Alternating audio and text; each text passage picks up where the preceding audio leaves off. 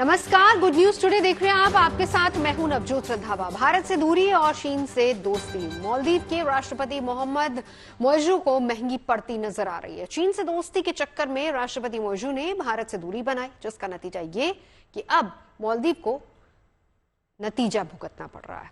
नौबत ये आ गई है कि मालदीव की सरकार अब भारत के पड़ोसी मुल्क श्रीलंका से मदद मांग रही है। वो श्रीलंका जो खुद गंभीर बीमारियों के इलाज के लिए भारत पर निर्भर है, और उसके आगे अब मोइज़ू के मंत्री ने हाथ फैलाया है।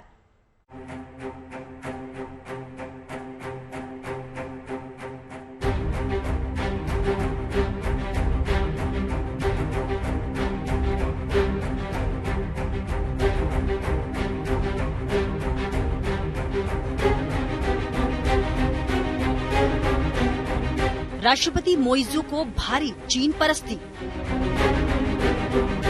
भारत से परहेज, चीन से दोस्ती, अब मुश्किल में मोइज़ू। भारत से झगड़ा मोलकर बुरा फंसा मालदीव। भारत से झगड़ा मोल लेकर बुरा फंसा मालदीव। भारत से झगड़ा मोल लेकर बुरा फंसा मालदीव।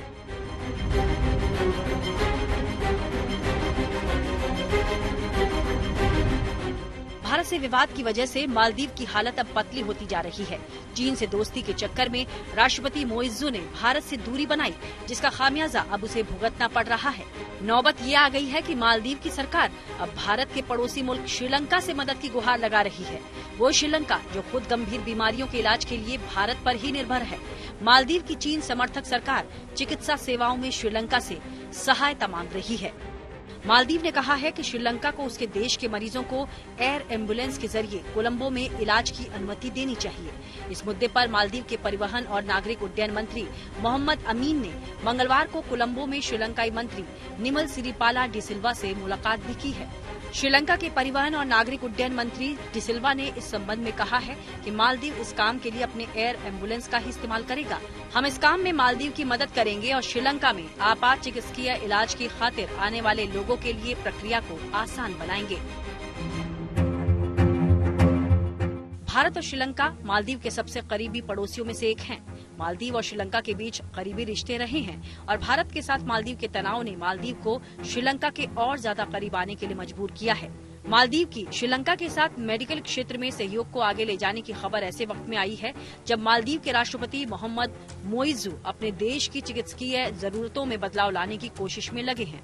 लेकिन ये बदलाव तो सिर्फ बहाना है, क्योंकि भारत से दूरी और चीन से करीबी मोइज़ू की असली परेशानी बन गई है। ये हमको समझना पड़ेगा जियोपॉलिटिकली कि मालदीव्स और भारत के बीच में कुछ घंटों का फासला है खाली, और चाइना इतना दूर है कि अगर कोई भी इमरजेंट रिक्वायरमेंट मालदीव्स को आती है तो फर्स्ट रिस्पॉन्डर हमेशा इंडिया रहा है। मालदीव के बहुत से लोग सस्ते और अच्छे इलाज के लिए भारत आते रहे हैं। भारत मालदीव के लोगों का पसंदीदा मेडिकल डेस्टिनेशन रहा है और हर साल हजारों की संख्या में लोग इलाज के लिए भारत आते हैं। लेकिन भारत से चल रहे तनाव को देखते हुए मोइज़ू ने इसमें बदलाव की कोशिशें शुरू की। इसके मद्देनजर पिछले साल दिसंबर के महीने में मोइज़ू सरकार ने एयर एम्बुलेंस सेवा की घोषणा की थी। एयर एम्बुलेंस सेवा मार्च 2024 की शुरुआत से काम करने लगेगी और इसके जरिए लोगों को इलाज के लिए थाईलैंड तक ले जाया जा सकेगा। दरअसल मालदीव में कई गंभीर बीमारियों का माकूल इलाज उपलब्ध नहीं है और यही वजह है कि वहां एयर एम्बुलेंस की सख्त जरूरत है। लेकिन चीन से करीबी और भारत से दूरी मालदीव के गले की फांस बन गई। यही वजह है कि अब मालदीव के राष्ट्रपति मोइज़ू श्रीलंका से मदद मांग रहे हैं। सोशल मीडिया प्लेटफॉर्म एक्स पर किए गए एक पोस्ट में मालदीव के मंत्री मोहम्मद अमीन ने लिखा कि श्रीलंका मालदीव को चिकित्सा निकासी में मदद करने के लिए सहमत हो गया है। यानी अगर मालदीव में किसी को आपात चिकित्सा की जरूरत पड़ती है तो उसे तत्काल एयरलिफ्ट कर इलाज के लिए श्रीलंका लाया जा सकेगा।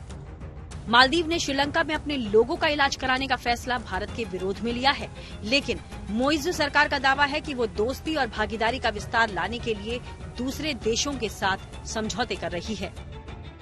जितने भी आप मेडिकल केसेस हैं मालदीव्स के, क्योंकि आप जानते हैं कि मेडिकल ट्रीटमेंट इंडिया में बहुत ही अव्वल दर्जे का है और साथ साथ बहुत इकोनॉमिकल है और इसीलिए बाहर के लोग इंडिया में आते हैं मेडिकल ट्रीटमेंट कराने के लिए। पर श्रीलंका में ऐसा कोई भी मेडिकल ट्रीटमेंट का एक्सपर्टीज नहीं है और ना ही वो उनको सस्ता मिलेगा, तो इसमें मालदीवियन लोगों को नुकसान रहेगा। मालदीव के राष्ट्रपति मोइजू का झुकाव भारत की बजाय चीन की तरफ है। मोइजू के कई बयानों की वजह से दोनों देशों के रिश्तों में तनाव बना था। दरअसल मालदीव की मोइजू सरकार चीन के इशारे पर भारत और भारतीय सेना का विरोध करके ही सत्ता में आई। इसे मालदीव में इंडिया आउट कैंपेन नाम दिया गया। मालदीव में इंडिया आउट कैंपेन की शुरुआत मोइजू ने नहीं बल्कि पूर्व राष्ट्रपति अब्दुल्ला यामीन ने की थी, जबकि भारत साल 1965 में मालदीव को आजादी मिलने के बाद हर संकट में उसके साथ खड़ा रहा और जरूरत पड़ने पर कोरोना वैक्सीन से लेकर आर्थिक मदद तक की। भारत और मालदीव के बीच दोस्ती उस समय और बढ़ गई जब 1980 के दशक में भारतीय सेना ने ऑपरेशन कैक्टस चलाया था। भारत ने इस सैन्य अभियान के जरिए मालदीव में अब्दुल गयूम की सरकार के खिलाफ हुए तख्तापलट को फेल कर दिया था, लेकिन मालदीव की मौजूदा मोइजू सरकार भारत के एहसानों को भूलकर चीन की गोदी में गिर गई है। Bureau report, good news today.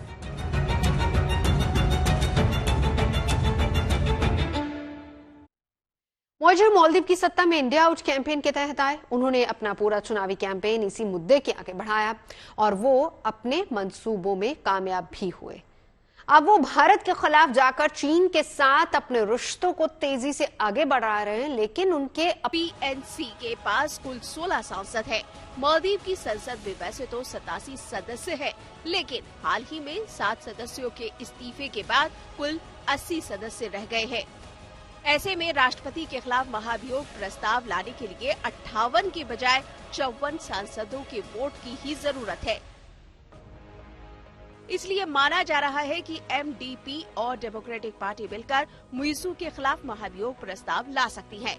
स्थानीय मीडिया में एमडीपी के नेताओं ने दावा किया है कि उनके पास महाभियोग प्रस्ताव लाने के लिए माकूल सांसदों का समर्थन है। हालांकि अभी इसे स्पीकर के पास नहीं भेजा गया है। मालदीव डेमोक्रेटिक पार्टी के पास 43 और द डेमोक्रेट्स के पास 13 सांसद हैं। इस तरह दोनों पार्टियों के कुल 56 सांसद हो जाते हैं। मालदीव के संविधान के मुताबिक प्रस्ताव लाने के लिए कम से कम 1/3 सांसदों के हस्ताक्षर जरूरी है, जबकि इसके पास होने के लिए 2/3 सदस्यों का समर्थन चाहिए। और अगले महीने इम्पीचमेंट प्रोसीडिंग्स रखी जाएंगी।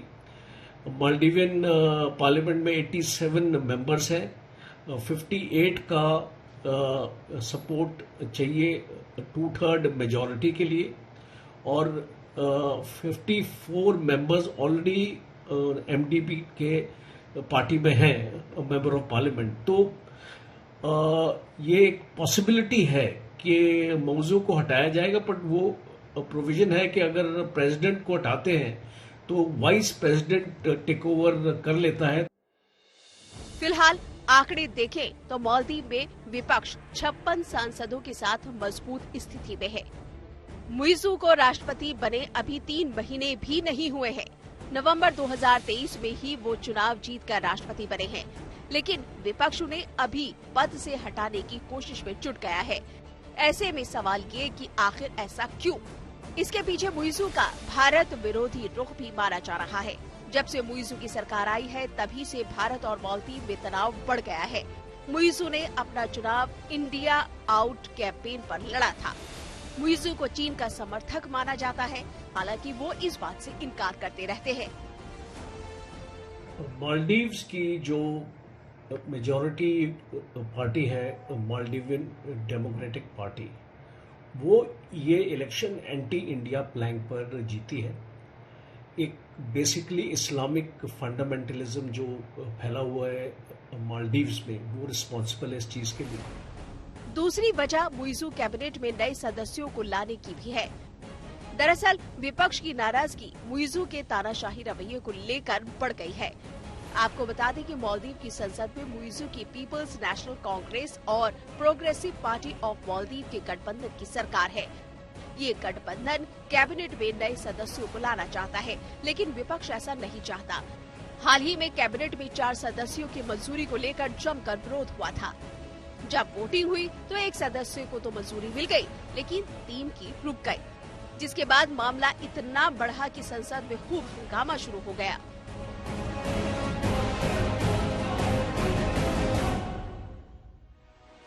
चीन समर्थक मोहम्मद मुइज़ू की सरकार के खिलाफ मालदीव का विपक्ष लगातार हमलावर होता जा रहा है।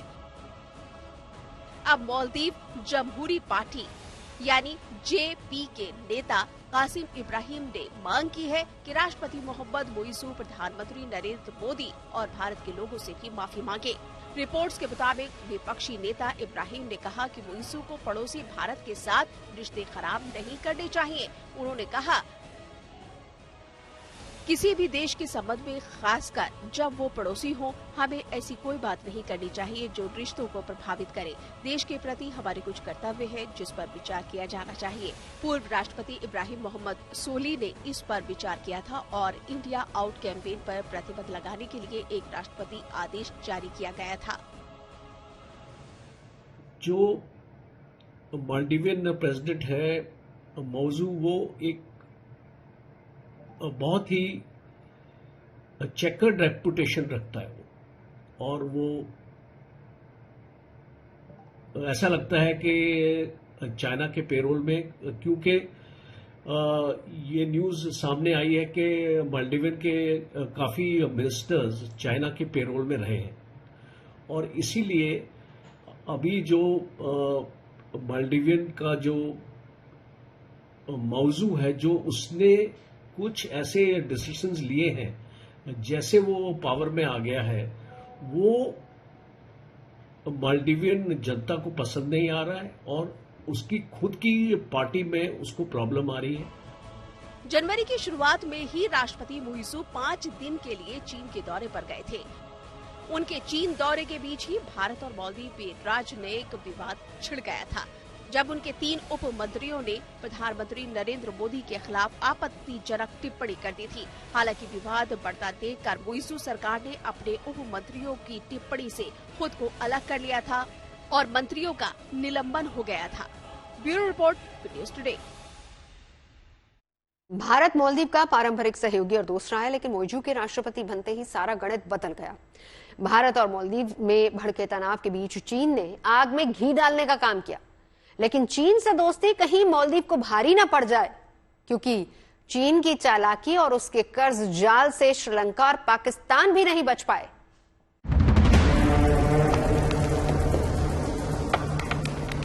Drive the economic industry and boost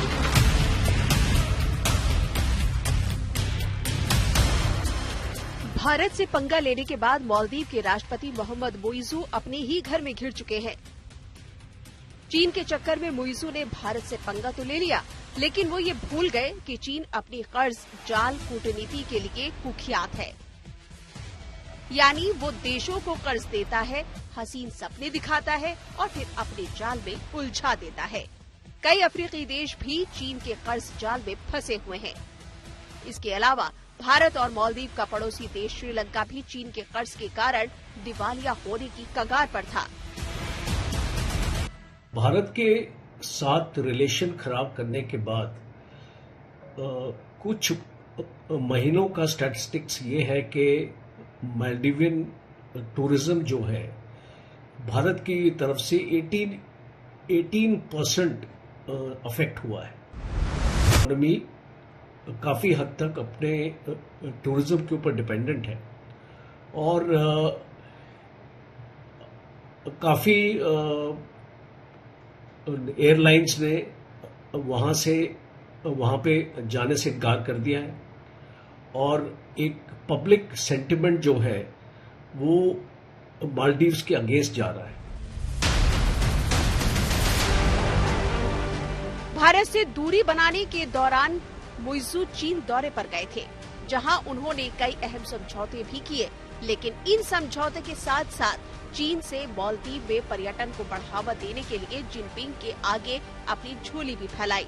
इस समझौते के तहत मालदीव के राष्ट्रपति मुइज़ू और चीनी राष्ट्रपति जिनपिंग दोनों देशों की मित्रता को मजबूत करने पर जोर दिया। दरअसल मालदीव की इकोनॉमी टूरिज्म पर ही काफी हद तक निर्भर है। वहाँ की जीडीपी का करीब 28% हिस्सा टूरिज्म का है, जबकि फॉरेन एक्सचेंज में भी करीब 60% योगदान टूरिज्म सेक्टर का है। ये जो उनकी हुकूमत है वो समझ नहीं रही है कि मालदीवियन इकोनॉमी के लिए आने वाले वक्त में और कितनी तकलीफें होंगी, क्योंकि बहुत इंफ्रास्ट्रक्चर प्रोजेक्ट्स हैं, हॉस्पिटल्स हैं, एयरपोर्ट्स हैं जो भारत की मदद से मालदीव में बन रहे हैं। ये सब कुछ अफेक्ट होंगे और आने वाले कल में आप देखेंगे कि मालदीवियंस भी खुद रियलाइज करेंगे कि कितना महंगा हो रहा है भारत से रिश्तों को तोड़ना। and drive the economic industry and boost Maldives Bharat का पड़ोसी है, उसका और हमारा सदियों का नाता है। उसकी भाषा के शब्द हिंदी से मिलते जुलते हैं। उसके लोकतंत्र को बचाने में हमारा बड़ा योगदान रहा है। मालदीव की जिस संसद में मारपीट हुई, उस संसद में खड़े होकर प्रधानमंत्री मोदी ने लोकतंत्र पर मालदीव को सीख दी थी। काश मुइज़ू ने ये सब माना होता तो मुमकिन है कि दुनिया में मालदीव की जंग हसाई नहीं होती। Bureau report, good news today.